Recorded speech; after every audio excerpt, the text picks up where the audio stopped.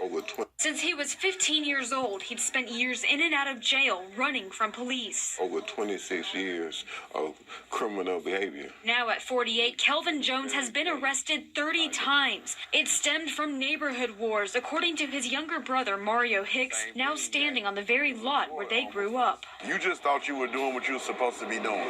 You thought you was being a part of your neighborhood. You thought you were representing. It was all about who was the baddest on your block. But it wasn't always like that. This person wanted to be a preacher.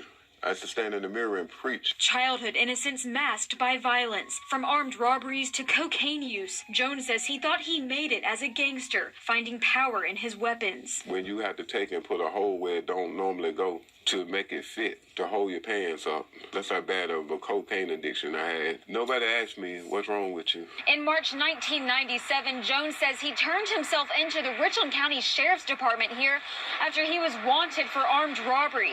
That was the last time he would be arrested, and that's when Jones says he started changing his mindset for good. My picture's all around her. I said, ma'am, that's me. She said,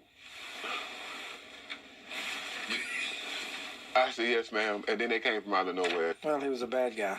At one point in his life, he was on the other side. To this day, Richland County Sheriff Leon Lott says he remembers Jones. Our relationship goes back probably more than just 97. It's back in narcotics. He used to be involved in drugs and used to run from us, and I used to chase him down. Jones was sentenced to life in prison in 1999. The life of a gangster, this is it. This is the grand finale life. And I said, this can't be. But a judge overturned the sentence, and Jones took that as a wake-up call. He was going to do what he felt called to do from the very beginning. I wasn't this tough guy no more. I was me. Jones went on to get his pastoral ministry degree at Ohio Christian University in April 2016 and started Set Free Ministry. Now he ministers to inmates in 9 different state prisons. He also helps at-risk youth and the homeless through community cookouts. He hosted the first Stop the Violence Walk with the Sheriff's Department last summer. Jones credits support from his wife, Katrina, of 15 years, for seeing the best in him despite his past. I knew he could be the man that God called him to be, and I stayed there through it all. Sometimes we have to lock people up to help them, and he's a great example of that. We locked him up, and it helped him.